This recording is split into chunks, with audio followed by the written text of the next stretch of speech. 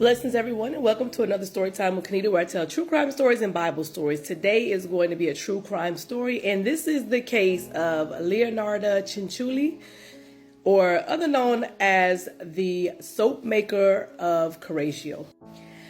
Now, to understand Leonarda, you have to understand her upbringing. Her mother's name was Amelia, and Amelia, as Leonarda was younger, Amelia was very psychologically abusive towards her, physically abusive towards her, because of the fact that during that time, especially the late 19th century, this is in Italy, the only way that a woman could actually be successful or have a better life is to get married to a man who had means, right? And that could take care of them. You know, we're talking about the late 19th century. And so her mother actually got raped. And so her mother had to marry her rapist, which was Leonarda's dad. And so her mother had a resentment towards Leonarda because of the fact that she had to marry her rapist.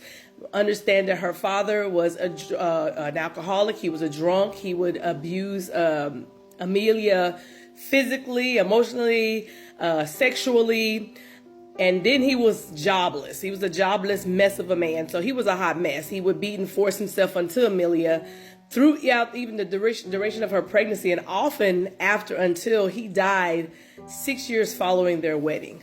Now, at this time, because of the fact that Amelia wanted to gain some status, what she did, she married another man with a job, and she knew her husband would continue to she and her new husband continued to both neglect and abuse Leonarda. And at 13 years old, poor Leonarda would even craft a noose in an attempt to hang herself. But the effort would ultimately fail, leaving her with bruises that were covering her neck and unable to speak. And to make matters worse, Amelia, her mother, allegedly would take absolutely no notice, content on ignoring her daughter in every way she possibly could. Again, she tried again a year later, and of course it wasn't successful, because we have this story about her right now. So now as Leonarda got older and it was time for her to marry, even though she was in her teenage years, Amelia kept trying to press her into marrying someone that had status, someone that was rich, and she did not want to marry someone that she was not even interested in marrying anybody. Excuse me. But in order for her to leave this bad lifestyle that she was living with her mother and her stepfather, she knew that was going to be her only way out. So she did find a man. His name was Raphael Pensardi. He was paid working as a clerk, so he wasn't rich. He didn't have many means. And when she broke the news to Amelia, her mother, the woman was furious. And she then cut her daughter off from the family fortune and disowned her completely. Now, Raphael did prove to be a loving and supportive husband, but they would endure an incredible amount of hardship that only fed Leonarda's growing fear and longing for control.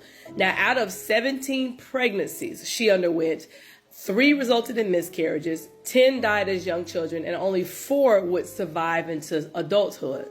Now, the oldest of her children was Giuseppe, and he became her favorite to the point that it would soon grow to be obsessed.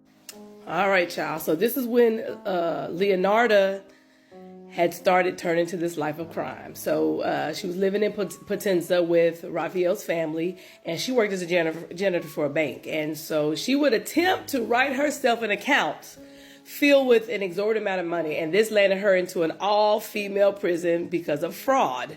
After her release, she insisted on moving her family to Macedonia, and she found a community with both the families in her neighborhood and the camps of Romani people that occupied the local woods. It was during her visits with the Romani that she was taught how to read palms and took up the art of fortune telling. So now she started doing fortune telling. She started giving advice to younger women, which she gained the reputation of a wise motherly figure in the community. And before anybody made any type of life-threatening or life-altering decisions, they visited Leonarda. She continued visiting fortune tellers herself, one of which would give her what would become a horrid self-fulfilling prophecy. In your right hand, I see prison, and your left, a criminal asylum. Now, there was a calm before the storm, meaning in 1939, her favorite son, Giuseppe, enlisted into the Italian army. So in her mind, she had to present a human sacrifice for his safety. Now, as the resident sweet mother figure, she lured a middle-aged spinster woman. Her name was Faustina Seti. And she convinced Faustina that she had found her possible husband in a larger town of Pola, and then insisted that she tell no one of the news. Instead, she would leave letters to be delivered after her departure to go meet her suitor. So the lady was grateful and ecstatic. She visited Leonardo one last time before her journey to compensate her with $530, which today would be $9,500 for her help. So Faustina had drank some wine that Leonardo had made her, and the wine was poisoned. So when she became unconscious, Leonardo hit her with an axe, and then she, trigger warning, chopped her up in many pieces. And then what she did, she collected the blood, she harvested it during the butchering, and left it in a bowl to cool. She dissolved the chunks of flesh into a chemical called lye, and then she disposed of them in the sewage.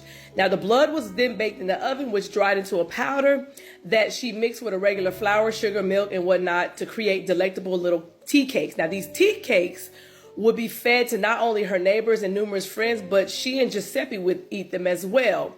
This is why I don't eat everybody's food. Don't eat everybody's food. Okay, so everybody had snacked on the blood of Faustina Seti.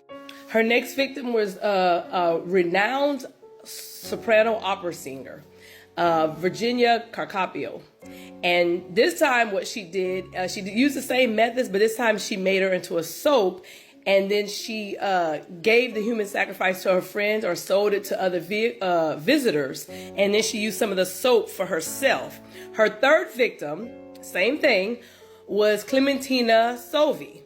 And she did the same exact thing. She melted her down into soap, and then she used the soap for herself, and she gave the soap to her visitors and her friends. And she was doing this as human sacrifices to keep her son safe, so she thought in her mind. Upon the disappearance of Virginia, the opera singer, her concerned sister-in-law, Albertina, became suspicious of the last place the woman had seen. She also did not believe the letter she received detailing the reasons for her brisk departure. Soon enough, Albertina reported the incident to the police, and an investigation into Leonardo was opened. Now, initially, Leonardo denied any allegations, using her powerful reputation as a mother of four and the town's sweet-hearted old woman to her advantage. Then the authorities began to assign blame to none other than her beloved Giuseppe. Of course, Giuseppe, her favorite. So she was in an instant, she went ahead to change her tune. She was like, well, wait. She gave a detailed account of what she had done. Now, in 1946, Leonardo went to trial in Reggio Emilia and was found guilty on all three counts of murder. Her sentence would mirror exactly what the fortune teller had told her years before: 30 years in prison and in 3 in the criminal asylum. Now, this is Leonarda in her later age. She would ultimately meet her demise in the midst of her asylum stay. She died in 1970. She did write and publish a 700-page memoir titled Confessions of a Bitter Soul. That's the English translation. Now, today, many artifacts from the scene of her crimes, including the pot in which she boiled her victims, are on display in the Criminology Museum in Rome. 84 years after she committed her first great atrocity, her story remains a horrific tale of how one can succumb to mental illness and delve into superstition. God bless you guys, and I will see you on the next story.